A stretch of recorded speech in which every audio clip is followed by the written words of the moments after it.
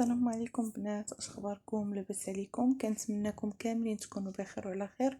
اش كتعاودوا؟ كلشي مزيان؟ كنغبر عليكم ياكو، ولكن الغالب الله.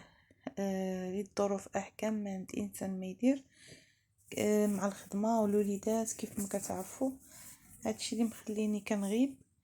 اليوم ان شاء الله غادي نشارك معكم واحد الوصفه خطيره للكحه او السعله، خصوصا الوليدات الصغار وحتى الناس الكبار. اللي صراحة عن تجربة وغزالة غزالة غزالة. تبعوها 3 ايام، ونهار الاول غتبان لكم النتيجة، ونبدا معكم على بركة الله. كيف ما كتعرفوا البنات، الثومه اللي صراحة ما كنستغناوش عليها، حاضرة معنا في جميع الشهيوات، في جميع الوصفات، في جميع الحاجات اللي كتخصنا في حياتنا اليومية دي، يعني دائما. اللي عندها بزاف ديال المنافع، ما نقدروش صراحة الله نستغناو عليها. اللي كتعالج الكحة، وكتعالج تساقط الشعر، وكتداوي بزاف ديال الامراض. ما نحتاجش ندخل معكم في التفاصيل، ولكن مازال غنجيب ان شاء الله وصفات اللي ان شاء الله يا ربي غادي نشاركهم معكم، وكتكون فيهم الثومه.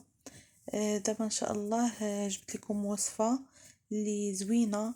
كيف ما كتعرفوا الكحبه اللي الناس بزاف كيعانيو منها، خصوصا الاطفال. انا صراحه الله ولادي في هذه الوقيته هذه كيمرضوا ليا بزاف. كيف ما كتعرفوا طنجة راه في نهار واحد كيدوزو فيها جميع الفصول. ها الصباح كتكون الشمس، العشيه كتكون الغمام، المهم الجو فيها كيتقلب. وخذاو لاكلاص، وما نكذبش عليكم كيكحوا لواحد الدرجه صافي كنقول غيتجيفوا. دابا غادي نشارك معكم وصفه واعره للكحه كيف ما شفتوا البنات، انا هنايا خديت غير 2 ريوس ديال الثومه. بالنسبه لكم الثومه كل واحد القياس اللي خاصو. اللي عنده غير وليد واحد، ولا غير شخص بيرسون واحد، ياخذ غير راس واحد ويسلقه مزيان.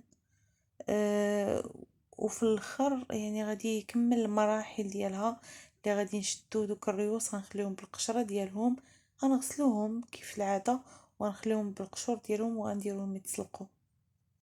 المهم بنات، من بعد ما سلقتهم كيف ما كتشوفوا، كتخليهم حتى كيطيبوا مزيان باش ما كيعذبوكمش في ملي كتكونوا كتمعسوهم. دابا غادي نحيد ليهم القشره ديالهم. كيف قلت لكم غادي تحيدوا ليهم دابا القشره ديالهم، ويكونوا مسلوقين مزيان. غادي ناخذ واحد الزليفه اللي غادي ندير فيها هاد الريوس ديال الثومه، وغناخذ معلقه باش غنهز.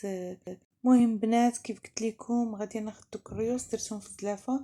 دابا غادي ناخذ معلقه كبيره، وغادي ندير فيها معلقه كبيره ديال الزيت. بالنسبه اللي داير راس واحد ديال الثومه، يدير غير معلقه صغيره ديال الزيت، لا غير. المهم انا حيت دايره 2 ريوس باش نعطي للبنت والولد. درت 2 ريوس ديال الثومه ومعلقه كبيره ديال الزيت البلديه. كيف ما قلت لكم دابا غادي نزيد معاها العسل، اللي العسل الدور ديالو مهم مهم جدا في هذه الوصفه. انا هي العسل الحر ضروري.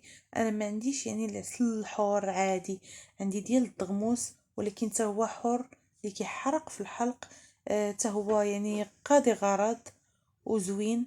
والحمد لله دابا غادي نكمل هاد الوصفه هذه، وخليكم معايا باش تشوفوها كيفاش غتكون في الاخير. حتى هي خديت، حتى العسل خديت منها معلقه واحده، معلقه كبيره، باش حتى الوليدات كيزعموا ياكلوها. راه انا اللي كبيره صراحه، وما كنبغيش شي حاجه فيها الثومه، ما نكذبش عليكم. ولكن بحال هكا ملي كتهرسوا لهم بالعسل، خصوصا ملي كيكون عسل الحور، يعني كيزعموا عليها وكياكلوها. المهم بنات، دابا من بعد ما خلطت المكونات زدت العسل. غنستمر دابا في التحريك حتى يتخلطوا ليا جميع المكونات مزيان، وما تبقاش بين الثومه، حيت لوغو ديال الثومه كيخلي الانسان ما ياكلهاش صراحه. راه مني انا وجبت. دابا غادي نستمر في التحريك نتاع هاد الخليط حتى الاخير، وغادي نشارك معكم الشكل النهائي ديالو. النصيحة اللي غنصحكم البنات هي ما تستغنوش على هاد الوصفة، راها صحية 100%، الا ما نفعتكم ما غضركمش. مهم البنات كيف ما كتشوفوا هذه هي الوصفة ديالنا. كتبقى على هاد الشكل هذا اللي صراحة كيبان فيها يعني العسل كتير، وهي راه نفس المقياس، نفس المقدار بين الزيت والعسل. كنتمنى هاد الوصفة ديال اليوم تستفدوا منها، وانا متأكدة غتعجبكم، وراه الضربة بعطلة للكحة او للسعلة، وكنطلب الله الشفاء للجميع. وكنتمنى الفيديو ديالي ينال الاعجاب ديالكم، وان شاء الله غادي نبقى نجيكم فيديوهات اللي غتستافدوا منهم، ماشي شي حاجه اللي ما فيهاش استفاده. ما تنسونيش بشي لايك، واللي ما مابونيش يتابونوا وبارطاجيو القناه ديالي باش تعمل فائده وتكبر، وتهلاو ليا في ريوسكم. بسلامه عليكم.